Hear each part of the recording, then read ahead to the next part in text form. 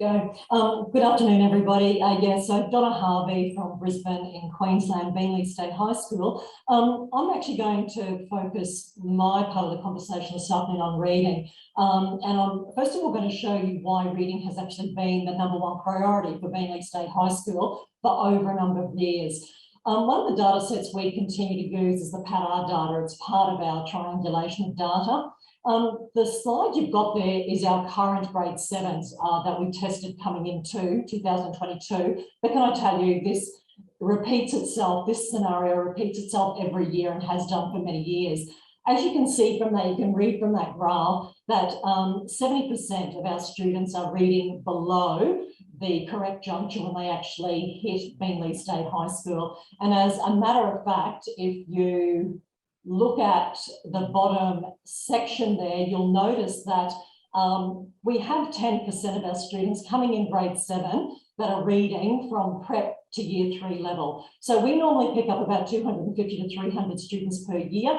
That's basically a class full of students that we're picking up every year that are actually reading at prep to year 3 level when they get to us in year 7. So hence why we've made reading our priority over a number of years. This is the data set then around NAPLAN that Education Queensland gives us. So if you're from Queensland, you'll be familiar with this. But it basically, what I want to point out, it's against the Hattie effect size calculator, how much the school state has gained in performance against the nation expressed in standard deviation units. So you can actually see here that over a period of time, 2015-17, then to 18 and 19, the school has actually improved quite significantly, as Bron was saying, relative to the nation, but certainly relative to Queensland as a state. So kind of, we're doing something right. Now, in terms of that data, you know, we didn't actually sit NAPLAN in 2020, and now in 2021, Queensland's changed how it presents its data. So last year, this is our reading data from last year against, again, region, Queensland state schools, and then the nation up the top there. So I think we are doing something wrong with our reading, something right with our reading program or approach. And that's what I wanted to discuss with you today. The other thing there too is if you're from Queensland, you'll be aware of the Queensland Certificate of Education.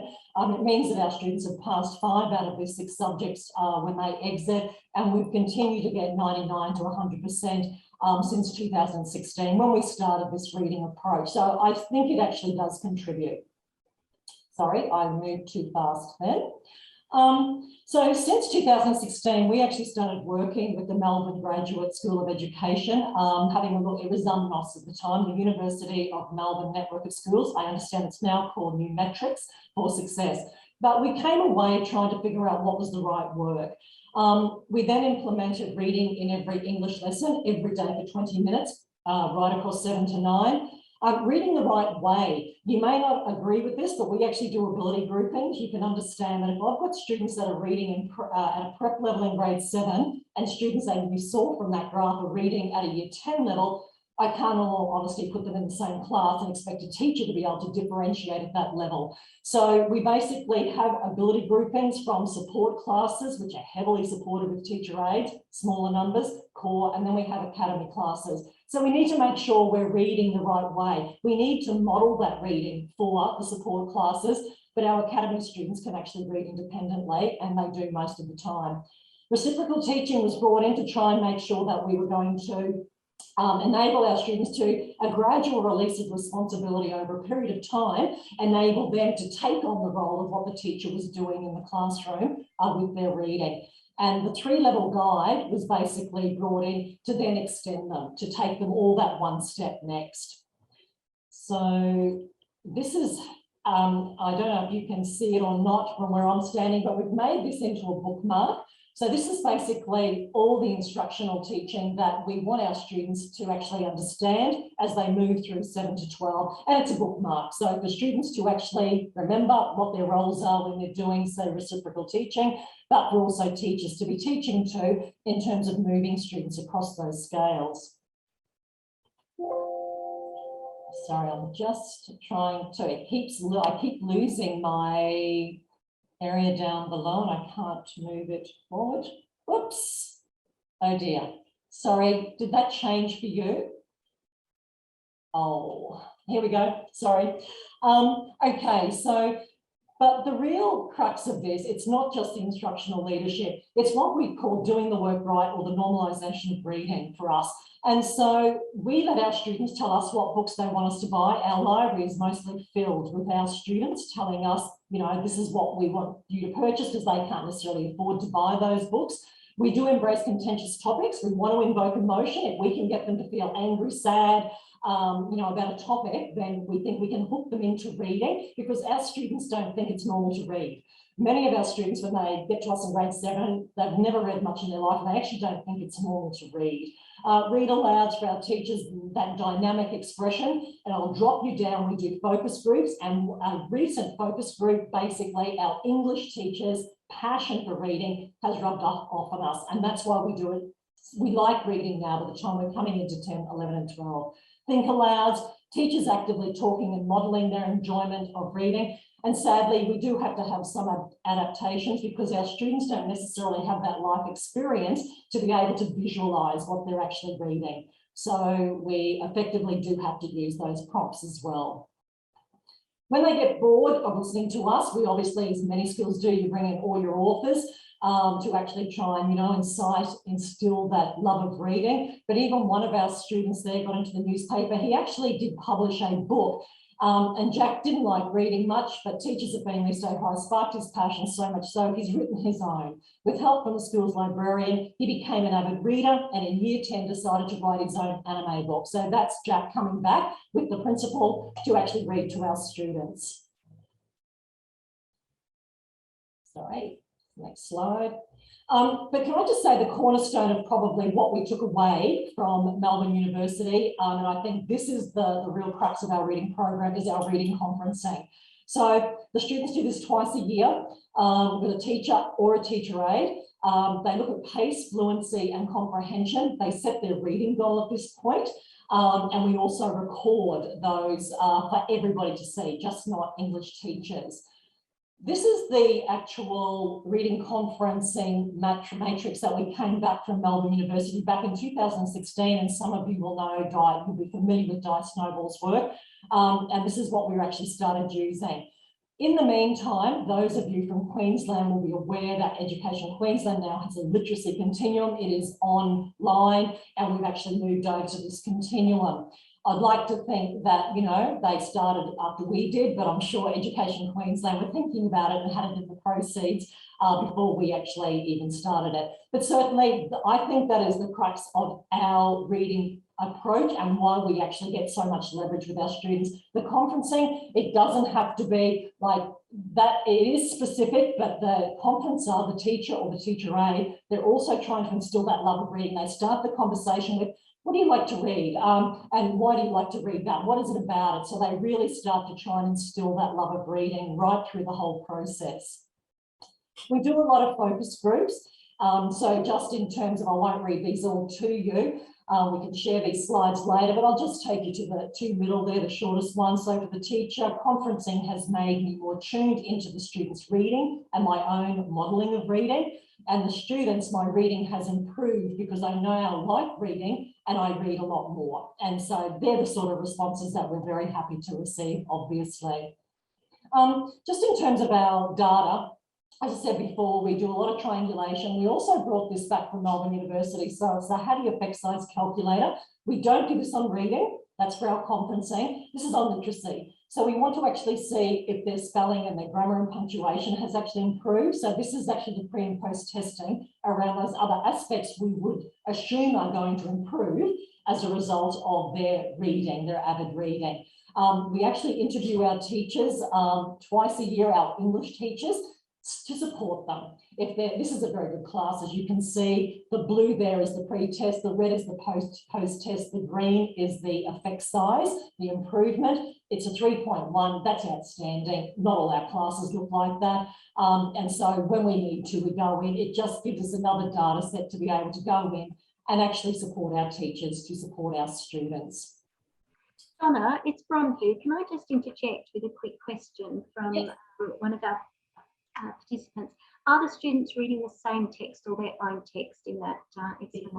It depends. We allow our teachers, some of our teachers will actually want a class novel. And so, like, for instance, at the moment, our maths teachers have really taken it on board and they're actually implementing, look, if a student can't read, they can't actually do a maths equation. So they've actually taken on that they're doing some class sets that they think their students might be interested in. But a lot of our teachers, our English teachers, it's up to the student. Down to the library, get a book. They have lots of books in their classrooms.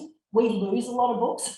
They go home, we may never see them again, but we don't mind. As long as the students are engaging with the reading, yeah, we're happy with that. So I think I might have a moment just to show you a very quick video. Okay, so the conferencing process is actually in a couple of different stages. So before I mentioned that it needs to be done at a whole class level first, so that you can get an understanding of what prompting questions you might need to ask the student. A one-on-one conference probably looks between 5 and 10 minutes because you've already got prior knowledge of where they're sitting anyway. You're just trying to figure out a bit more detail that enables you to come up with a clearer picture of exactly what level they're at and what they need to improve on, whether it may be inferencing skills or basic comprehension. Body like me, come on now, follow and read, just see how much fun it can be. See, sir, we don't talk enough. Let me grab a book and you can hear me read. Come on now, follow and read. Come on now, follow and read. What have you found to be the student outcomes for conferencing? Well, at this stage we come up with a goal for each student, and then we ask the student to work on that for next term when we come to read again, and then we'll see if they've improved and reached their goal, or if they've, you know, sort of worked towards it and how far they've got. I put up predicting, I put clarifying and visualising, and down here I'll often put questioning. I find they're the main ones that we use in maths. Reading, every day discovering something brand new. I am now conferencing with you. 1 week in, we let the story begin. We are focusing on pausing and rate. You and me turn the page as everyone wants to meet. I must remember to practice my rate. It doesn't take. And with our word problem, we're going to use our reciprocal teaching approach to be able to unpack it, make sure that we can solve it and work out how we're going to do it. Okay? So to start with, what's the first thing we have to do? We have to find what we're working with. We're going to read our question. So if we read our question, we've got Rachel. She's a bushwalker, goes on a 4-day journey. She travels a certain distance on the first day, half the distance on the second day. We're going to predict. Okay, so we've got to have a look at the question now, guys. Predict what sort of maths are we going to be looking at, or do you think that we're going to be using in a question like that? So what are the things that we can look at? Fractions. We're going to deal with fractions. That's purely because of the second, third, fourth. What else are we going to deal with? Equations. Huh? Equations. Equations. So we're going to have a look at, I think we're probably going to have fourth day. What do you mean by the word fourth? Divide by 4. Okay, so we're going to be dividing by 4. We think on that one and solve our question. Okay? We're going to let x be the distance on the first day. Then how are we going to go and solve it?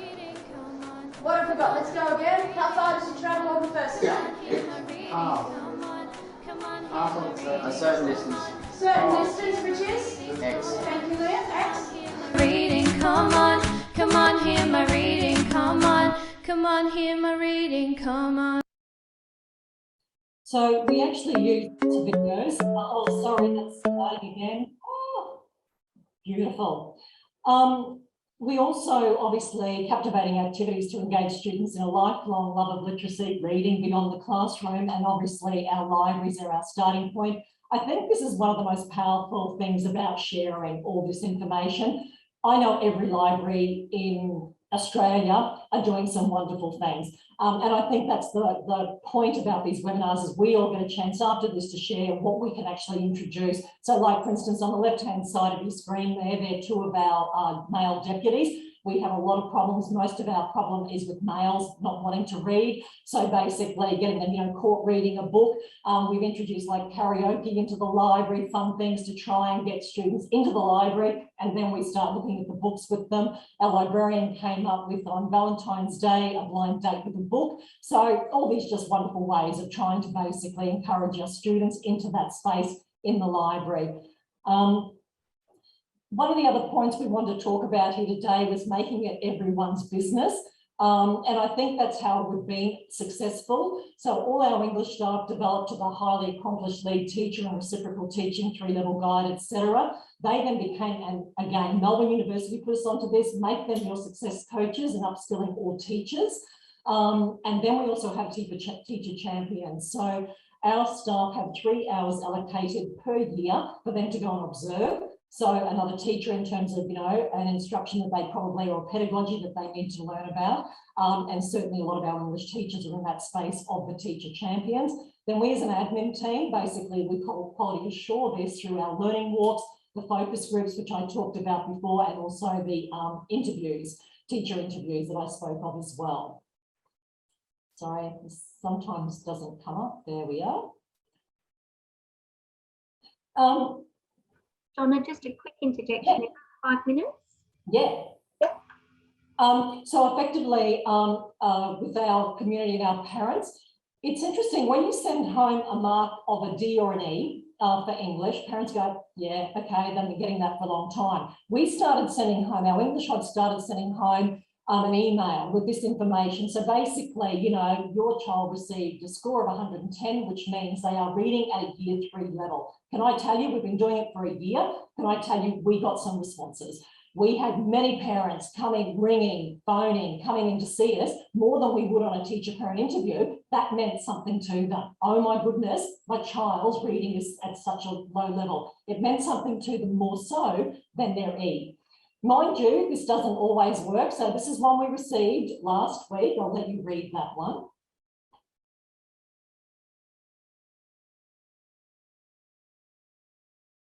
So, we've got some work to do, obviously. It's not always positive, but certainly we need to go back in and make sure we're supporting that mum and her son. Just probably on a last note about what we also do, we started learner profiles. The Shergold report pointed to the importance of having learner profiles. It's really for our exiting students, our grade 12s, when they leave. And it was really to capture the whole student, where they're on a platform, the Credly platform, they do get digital badges around employability skills. We decided to bring that earlier and sort of see the students through right from 7 to 12. So they have their learner profile. This is actually track ed for any school that uses it. We just turn it into a learner profile. And then our students were upset because they weren't getting badges. So now they get badges as well. They're not on the platform, but we actually do, these are short-term goals, I suppose, for them. And they put these badges on their emails, basically, as they're sending them out. But library badges, junior reading badges, and a gold PADR badge, basically, as they're going through 7 to 9. Just a last note, I suppose. Nope, sorry, I'm going to go back. I didn't want to do that. I won't play that last video. I'll run out of time. But just the other way we get to our community, we have a farm. And we basically have this big paddock to plate every year. It's a big function where we invite about 250 of our local community and business guests to come along. It's really about showcasing our hospitality students. But as you can see, if you know Queensland politics, you'll see down the left our Anastasia Palaszczuk, our Premier, Grace, our Education Minister, that's our Attorney General, Shannon Fentiman, and also our local member, Melissa McMahon. They've all been. And what we do, it's not just about showcasing hospitality. If our students who have been writing really well from their reading, we get them up to share some of their poetry and things that they've written as well. You'd be surprised at how many of the people sitting in that audience will come up and go, I went to this school, I want to support. Can I buy books? I love this book. Can I buy this book for the students? Can I basically share all of that information? So it's effectively just ways of celebrating our success at Beenleigh and basically moving that forward. I'm going to leave it there because I've run out of time. And so, Brian, I'll hand back to you. Donna, thank you very, very much. So rich in ideas, practical, conceptual, thank you very much. I'm going to hand directly over to Alex, who will pick up now. But please everyone, if you do have questions for Donna or please, I didn't touch it. Pop them in the chat, and I'm sure Donna can have a look at that in the next few moments. So over to you, Alex. Thanks so much, Bron. Good afternoon, colleagues. And Alex Wharton's my name. I'm coming to you from Camillo country in rural New South Wales. And Wanted to start off just by saying this is me. These are my details. I'd love to reach out, continue the conversation, and connect with you. My professional journey is really as an English teacher, a literacy coach, went on to be a head teacher of English, a kind of a middle leader, and particularly looking after middle school years 5 to 8, which is where my passion is, that end of primary and into secondary, which traditionally has significant academic dips, both emotionally, socially outcomes, as well as academically. The photos will be my own unless I acknowledge the source in the bottom right-hand corner. I wondered, colleagues, I wanted to hear from you. If you could post in the chat for me, what is a book that has had an impact on you? What's a book that's had an impact on you? Pop it in the chat. I'd love to hear from you. For me, it was William Golding's Lord of the Flies that I read and had read out to me actually as a adolescent. Someone who really struggled with English, and I was in the bottom English class at the time, and I remember thinking of the impact of the words and the narrative. And so some of you are sharing in the chat, which is excellent series of unfortunate events, Paperbag Princess, Gatsby, When Rabbit Howls Little Women. So good. And I feel like after listening to Donna's presentation, we're just amongst such good company, aren't we? Some contemporary ones there, including The Yield as well. So we can all identify quite comfortably, can't we? A book that's had an impact on us. And this is a collection that I wanted to just reference of, edited by Judith Reed, of Australian authors that reflect on the impact that books have had on them. But really, colleagues, when we talk about this, we're talking about so much more than literature, aren't we? We're talking about going beyond the physical book. And I wonder what books are for you. Really, if we think about the work that we do in our schools, in education settings, we can acknowledge that books actually are so deep and deep in our human experience, are far more than we would ever actually normally acknowledge and verbalize. And I think the work that we are doing as literacy experts, as English teachers, as teachers in schools around this space is so important and definitely worth this time. If we think about our young people, particularly upper primary and early secondary, they love connections, don't they? How often will you be chatting with the students and they'll be able to reference something and make that kind of intertextual connection or link it back to what they've had. This is a photo of a school library where they actually had a number of published literature texts and basically were connecting it to either films, new songs that had been released, and really drawing on this intertextual reference. And I really want us to think about the way that we can connect with students. They naturally make connections, and what opportunities do we have in our schools, the day-to-day basis, to make connections with those students that we're working at and working alongside. And there's been so much talk, hasn't there, colleagues, about making thinking visible, the movement around thinking routines. And part of Donna and I, we want to kind of say here this afternoon, what about making literacy visible? To what extent do you walk into your school foyer and what does it say about your school? I've been really challenged by that now, stepping into a school leadership as a principal and saying, if someone's to look at my school DNA under the bonnet from the foyer, is it the sporting trophies there? Or in my case, are we actually really trying to showcase the books that we've read? And this one on the right hand side is when I had it up in my classroom, and I actually had the students curate their own book covers, of course, which they decorated. And Donna's already acknowledged the beauty of the library, and I want to acknowledge Hermione Granger on the left there. When in doubt, to go to the library, because, colleagues, there's no greater space, is there? In fact, we want to acknowledge that libraries are a little bit like Narnia. This was one school I worked at, an amazing school library called Northern Beaches Christian School in Sydney. And when you walked in, you actually had to enter the library through the wardrobe. And of course, you've got the car, you've got the rainforest over there with the mountains, you had the lamppost. And I really think the work we do in schools and educators, particularly for our young people, really looks like this imaginary experience, because now I'm teaching in a rural context. We've got 19% First Nations students, relatively low socioeconomic and kind of agricultural and mining families in school demographic in particular. So my challenge is now to engage our students is really different. But I already acknowledged the power of being read to and the impact that that's had on me. And I can still remember closing my eyes and having that. And I wonder, to what extent do we stop and read to each other? And there's something in that circular nature, isn't there, of these students here who are sitting together around a circle and being read to at a lunchtime by choice. But what do we do, colleagues, when we know that that library space is only going to appeal to a certain number of students?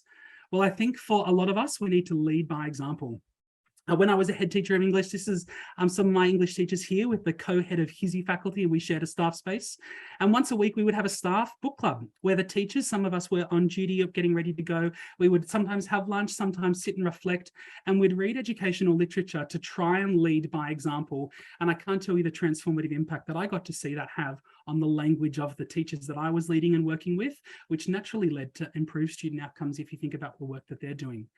And that idea of the faculty and staff book club started to grow. And this is a photo of my current school team back in the early COVID years, where we were socially distanced with not a rat test to access. And really the idea of actually coming together still around this circle. And I'll talk a little bit about literature circles and the power there, but isn't there something around that storytelling and sharing nature? For us, if you're interested in doing a staff book club, can I really encourage you to put an expression of interest, put some recommendations out there to your staff, find out what they're reading, what impact that they've had. We did start to do a little bit of a quick review, and then at the end of the year, leading into the summer holidays and over the winter break as well, the school costs a couple of $100, but the investment in our staff wellbeing and our culture has had a significant impact. And we get together at the start of the term and either share the fiction, non-fiction, educational literature, but it's young adult fiction. It's really had a significant cultural change. And I think culture really starts with one conversation at a time. A lead fellow, Dr. Stephen Brown, once said to a number of teaching fellows. And I think the nature of street libraries and making literature and literacy accessible is really interesting. Street libraries are something you can purchase online for your school or community. And I had the fortunate privilege many years ago to tour the United States on I'm looking at United States American literature and kind of the great American novel concept. And these photos here, the one on the left and the other one with the mockingbird on the cover, I don't know if any colleagues identified that as a book that's made them and had an impact on them. But Alabama, where Harper Lee wrote, and Monroeville, actually has the lowest literacy levels in the whole of the United States in the deep south there, and yet it's the literary capital of America because of Mockingbird. And right outside the courtyard where she grew up, watching her father, who was a lawyer, inspired by the Atticus Finch character. There are these amazing street libraries, right, with these covers that you would recognize of the Mockingbird, and yet now we can even find street libraries in cafes. And I've worked in a school where we actually had our Year 7 students in technology actually create their own street library, put it up in the school, and they were in charge of that curated student voice and choice, which Donna acknowledged as well as being so powerful. But I probably really want to spend a little bit of time sharing one strategy that I've seen great success in my current school with some colleagues and in other schools as well, of the concept of literature circles, where you have a number of students sit together in a circle once a week. They come pre-prepared to class with a text that they've chosen. And it's really done on a 4-week rotation. So there's not that sense that they're kind of engaged with the same text for a whole term and it's hanging over their heads. And they have the opportunity to look and to choose. Texts are arranged according to different levels of difficulty. So if you're teaching a Year 7 English class, for example, you'd have some really quite complex and challenging texts, as well as texts that are much more accessible. On display, the students choose them. They can number them and preference them. Go away, then the teacher kind of allocates. They keep that record. And then every week they come together with either different allocated roles for the literature circles to share, or prompts and discussions, a little bit like our webinar this afternoon, and having that inbuilt structure, that explicit aspect of saying we're actually going to value this, because time in a school for us, even in the workplace, is still the most precious resource, isn't it? And we can't be changing culture and changing lives unless we're really valuing that with our time. And so that's been quite an intentional thing. And the impact on boys in particular, I already recognized that I was a male student who struggled significantly with my literacy, and the irony of my role today. But I also love that Donna had the 2 deputies and identified that in her presentation, and the positive power of role models has really had significant impacts for me, being a city boy, essentially moving to the country and actually connecting with students and saying, hey, I know you really love outdoors and you know a whole bunch of things about tractors and living on the land and farming and agriculture, much more than I'd ever know. What about this story? It's an autobiography of someone who had a similar kind of upbringing on the land and using those connections, which is what we started to talk about earlier. Colleagues, we can't deny the value of that. And it's not just connections with a book, but it's connections from human to human. And if you have the privilege, like I do, of leading or working in a kindergarten to a secondary school, the value of students coming together to listen to each other, to read. I was actually the recipient of that and really looked up to a student in primary school when I was really young, who gave up some of their time to read to me.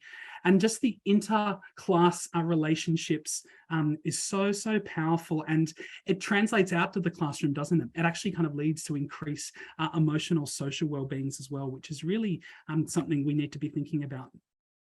But then, of course, it's not just the students we're working with, are we? And Donna gave some lovely examples of parent engagement. Donna are so encouraged, and the parent responses, of course, not always constructive and positive, as you acknowledged. But this is an excerpt of a newsletter that I wrote a couple of years ago as a head teacher of English, and encouraging our parents in the school holidays, where there's that less structure, to access some book recommendations and suggestions that had been kind of deemed appropriate from literary judges and acclaimed authors themselves, and to actually be that role model and that example. But I recognise, colleagues, a lot of us do work in challenging and diverse areas across the state, across our nation. And that reality of a lovely air-conditioning library space, that reality of a teacher librarian doesn't always translate into practice, doesn't it? And that's a real challenge the future holds for us. It's a real challenge for our systems. But I do think being intentional and working with whatever parents and caregivers you have is certainly an opportunity there. And I know there might be that tendency to value hard copy literature, but I actually think the research is really telling us now that students are perhaps reading more than ever, but reading shorter amounts. The kind of 140 character tweet idea, their social media, the captions on TikTok, Instagram, that perhaps those social media platforms. And so actually, do we as educators and leading educators need to change our own mindset? Do we need to do some inward looking ourselves? That's sometimes uncomfortable for us to think about, but I really do think it is worth saying, how can we be encouraging whatever reading looks like for you as leading literacy, because this is a lifelong skill, and the statistics around adults who have trouble accessing everyday literacy is quite staggering. And I do think, of course, schools have such an important role to play there. And some ways that we can model this ourselves, can I encourage you, colleagues and friends? So Barrel High School, I've got friends who was the head teacher of English there, and they had on all their classroom doors what the teacher was reading. They had them from the library staff to the PE staff, and it's just a laminated A4 sheet of paper with a whiteboard marker, and you write out what it is that you're reading. And so I've been able to kind of implement that in different contexts that I've worked in. And it's been so beautiful that it's actually even grown to email signatures, where some teachers have actually said, this is what I'm reading at the moment. One library I wanted to share with you, I've got pictures of the covers there, and it's what I've just read, what I'm currently reading, and what's up next. And I love that invitation for dialogue, because you know what that says? Alex, I saw your email signature and happen to have what you're reading at the moment. Tell me more about that.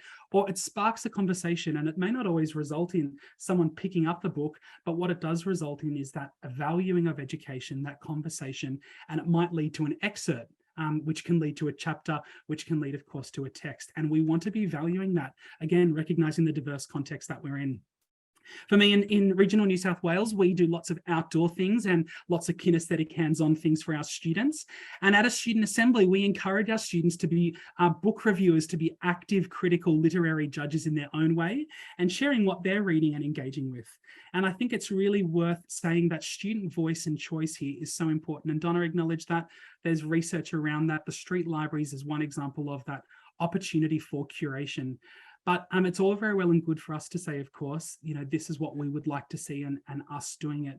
But to actually empower students from the ground level up to say, I see you as a leader. I see you as someone who's engaging with this. Would you be interested in either, sharing a book review? I noticed you're reading on the bus. What are you thinking about at the moment? And actually using our natural school organised processes and places for that. The beauty of bookmarks has been so lovely. And Donna, I'd love a copy of your Beenleigh State High. It looks amazing, and the colours really spoke to me. Colleagues, this is some screenshots of a bookmark that I gave to my parents actually when I was a Year 7 English teacher of a particular class. And all it was, that canva.com, it's a really free, really good free education. You can get a free premium subscription with your education email address if you haven't already signed that up. And Canva, you can create your own bookmarks. And this was I Heart Year 7 English. I gave a bit of a vision statement as the Year 7 English teacher, and I identified the texts that we were doing across the year. But then on the back of the bookmark, I actually said, well, parents, you're our partners. And you can see the poor pun there. I've got your back, of kind of the teacher and the partner-parent relationship, because we won't get anything done without our kind of key stakeholders and parents as partners. But can I also say I really want to encourage, we've already recognised the research and literature around boys and reading. And what I'd really love to encourage you just to actually also keep one side of the bookmark blank. One of the greatest success strategies that I've had around this personalized learning program that I've implemented and used in my middle school, it's years 5 to 8 in particular, is actually having one side blank. And as we come across new vocab, new meaning, new terms, new English techniques, the students get out their bookmarks and they write it down. And it becomes this beautiful visual reference and metaphor of the growth of their knowledge, of their own engagement. And sometimes for really struggling learners, as a part of a differentiation, I might also even kind of, if we're studying something like Macbeth, for example, I might list out the characters and who they are on the bookmark. So I really want to encourage you colleagues to be thinking about those creative ways indeed.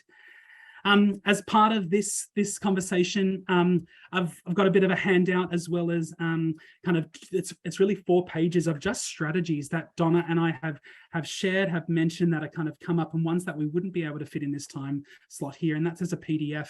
And if you'd like to have a look at the link in the bottom right hand side of the screen, it just takes you to the Google Drive where you can access it there. And I guess, colleagues, just in summing up in these last couple of minutes before we have some discussion and Q&A together, I'd really love us to be thinking about the role of the English teacher to lead this lifelong literacy learning, how it's actually a whole school approach, and how the English teacher can really elevate and champion the voice of our admin, reception staff, our grounds and maintenance. When I started to move to rural New South Wales and the country, I was really amazed at the sense of community and how quickly, in many ways, I was welcomed into that close-knit, well-established group. And I really think at the end of the day, we need to be asking ourselves, how can we all be ambassadors of literacy, of lifelong learning? Because we're on about education, we're on about changing lives. And as I go to bed at the end of every day, and I put my little one, this is my daughter Evelyn, to bed, and her love of literature, and I think, how blessed am I, because I know that actually that love of learning and access to literature isn't the reality for every student that we teach. And teachers have the most important job in the world.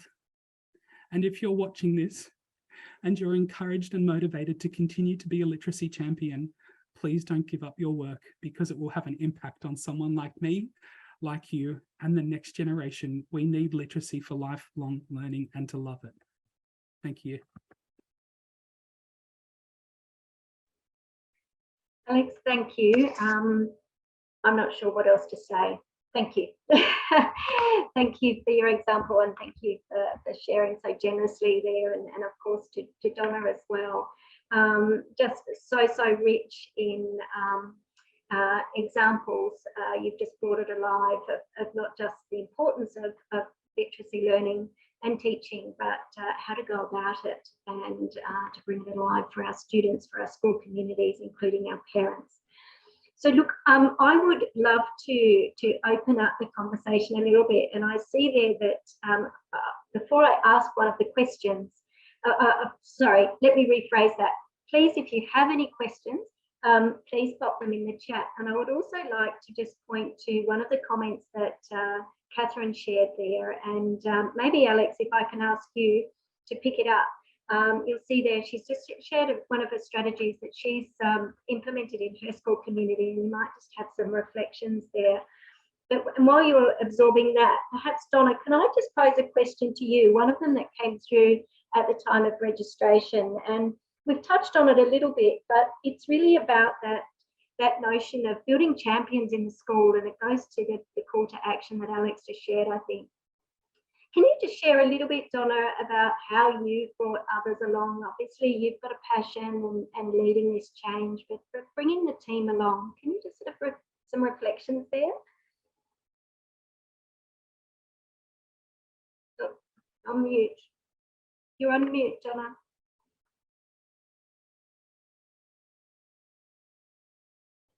Sorry.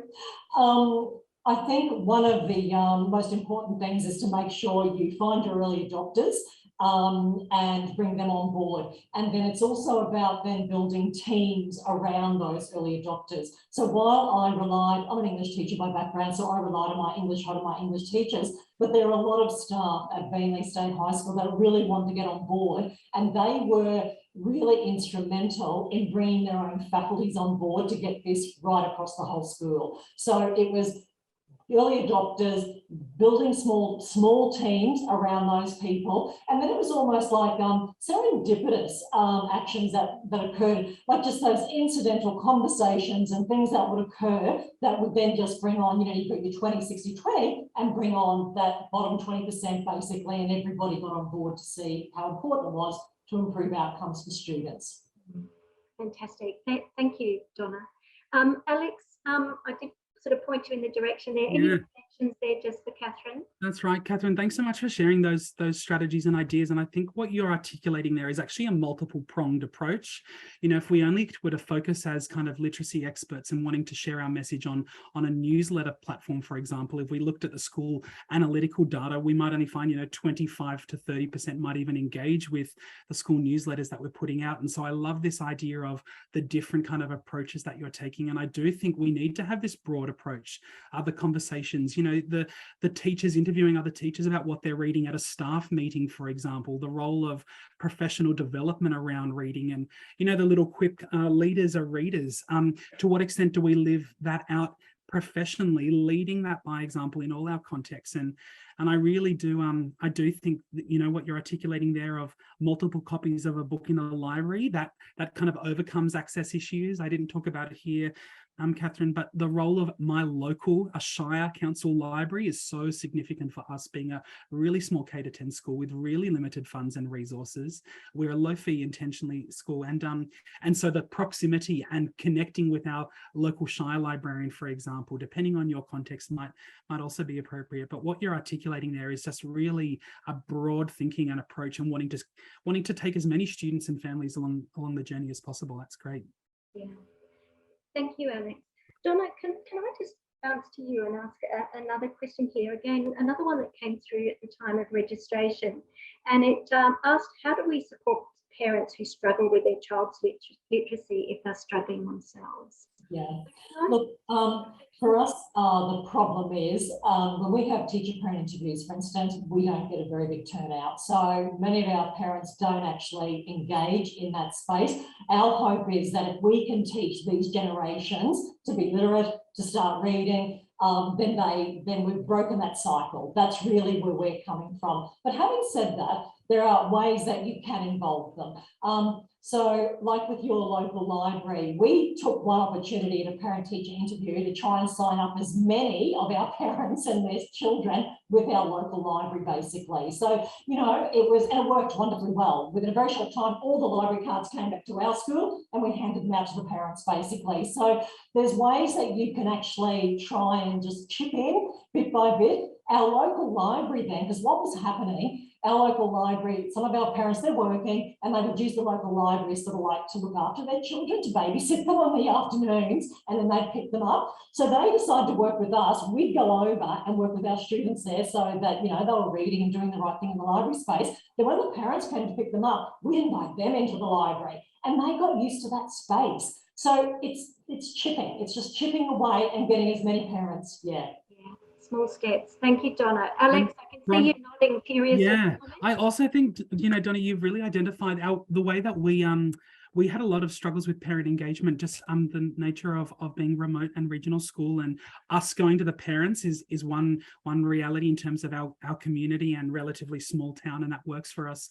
And then I think once you do have that connection and relationship with your parents, we want to bring them in, and the library might be a space to kind of have those forums, to have those opportunities. We even host our parent-teacher nights there.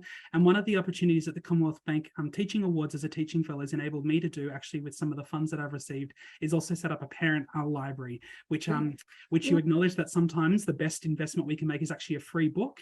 And so looking at actually this return and earn and upskilling of our parents who do want help, but find it actually quite hard to access some things, and particularly acknowledging the demographic I'm in, as I've already done. And so often it might be actually more books that are pitched at a lower literacy level for more teens, but actually the parents are still really interested in whatever the topic might be, and that's been a great success.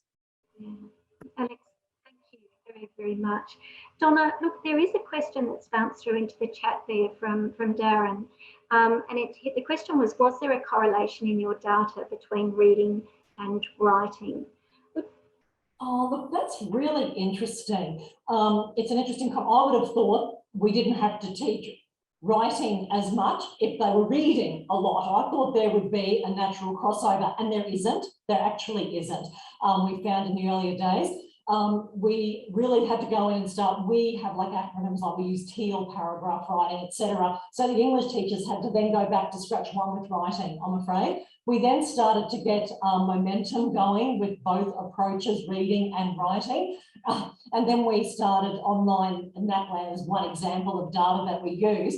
And that was difficult because our students have no keyboard skills. Our students don't have computers at home. They don't have Wi-Fi at home. So their typing skills are appalling. They were better at writing with a pen and paper for that aspect of NAPLAN than what they, with the writing task, than what they were on a computer. So our data for the last, we've been now online. The rest of our data is going really well, but we've actually started to regress again with writing because of computer skills. So now, to improve writing, we've got to get our students upskilled in digital literacies at the moment, and that's what we're focusing on.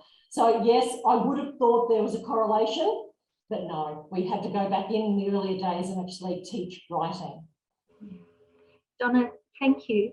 Alex, a question for you, just reflecting on your school setting, obviously, correct me if I'm wrong, K to 12? K to 10, Bron, we're growing though. You're growing. Yeah. So in terms of the strategies and your reflections today, applicability in both settings throughout? Definitely. It can look anything, Bron, like that joy of wonder and curiosity, which happens in those early primary years, and sharing some of those kind of, strategies, those tried and true, that joy of sitting down, the kindergarten rooms at our school have little teepees and tents and little couches and these most beautifully curated book nooks. And then, of course, we get to our secondary classes where the chairs are a little uncomfortable, the books might be a little bit frayed because they're used, or the book room hasn't been updated. And I do think, to what extent can we have that whole school dialogue and collaboration? What can we be learning between primary, secondary, and if you're in that kind of K to 10 or K to 12 context, those opportunities to learn from each other there. And I do kind of think, those early memories of being an early career teacher, having YouTube on and typing in Woodfire and saying we're going to do, the first 10, 15 minutes, having the hot chocolates, setting up kind of those little moments, those rich experiences, which it's all we're doing is that culture building and that shaping and vision sharing and casting. And it does open doors, and it does overcome barriers. And I do think that's a great opportunity there for both primary and secondary to be in conversation and collaboration. Yeah, thank you, Alex. Look, I'm going to ask one more question. I'll ask both to respond. And it's interesting, everyone, in talking to both Donna and Alex, obviously leaders in this area, and as we've said many times, and it's clearly demonstrated enormous passion, but also come with that is enormous humility, and the fact that, you lead from behind and, you bring people along. I guess if there was one piece of advice, just one, and maybe in a short catch of 3 or 4 words, what would you say to others in leading the change that you've brought about in your schools? Maybe Donna first. For me, it's basically work with your teams to get consensus about what you think is the right approach for your school at that point in time, and stay focused on it. You wind up there's so many things happening in every day, and so many new players come into your space and they want to introduce new ideas and new ways of being. You need to stay focused. Thanks, Donna. Focus. Good. I think leadership starts with leading ourselves. And I think that nature of investment is something, investing in ourselves, professional and personal development, is something that educators don't often prioritize on the nature of our work and our load and the challenges that face us on a genuine daily basis. And so I do think that nature to invest, to read, to lead by example, to look inwardly and say, these are my strengths, this is how I've been created, this is the impact I can have. And then look, as Donna's alluded to, who are you bringing with you on your journey? Because you will have followers and people will be observing you, both students and staff and your parent community.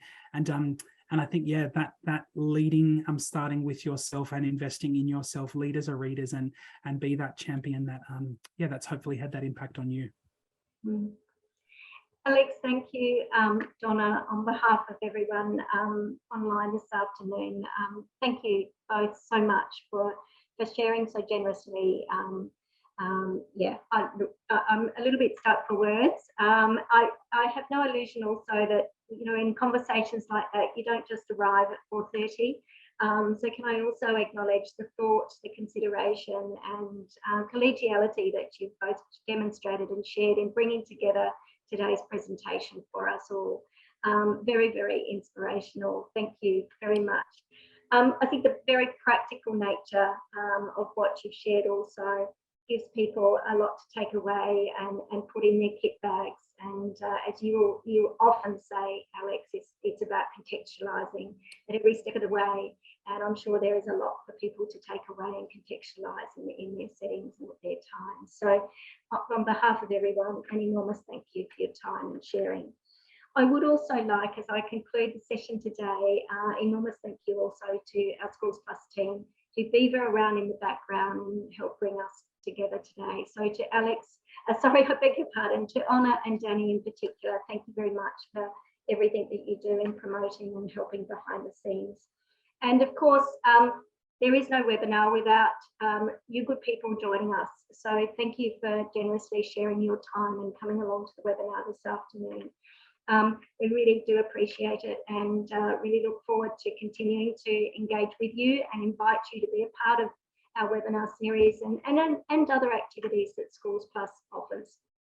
So please look out. You will see us on social media. You'll also, please feel free to go to our website and in particular the Knowledge Sharing Hub, where, as I mentioned earlier, there are recordings from the previous webinars that we've hosted, and we'll also, with Donna and Alex's good grace, have today's up there as well. So please share that with your colleagues.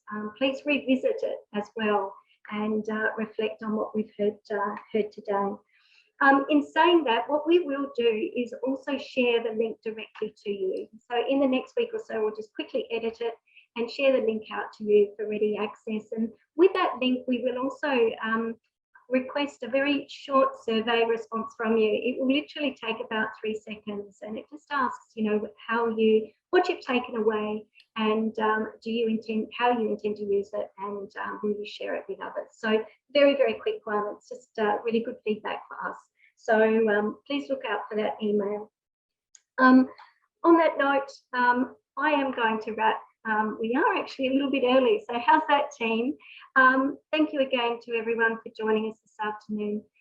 Big thank you to Alex and Donna. Terrific to have you both. We really appreciate it. Good night, good afternoon, everyone. Good evening now. Have a great afternoon. Thanks so much, Bron. Thanks, Donna. Thank you.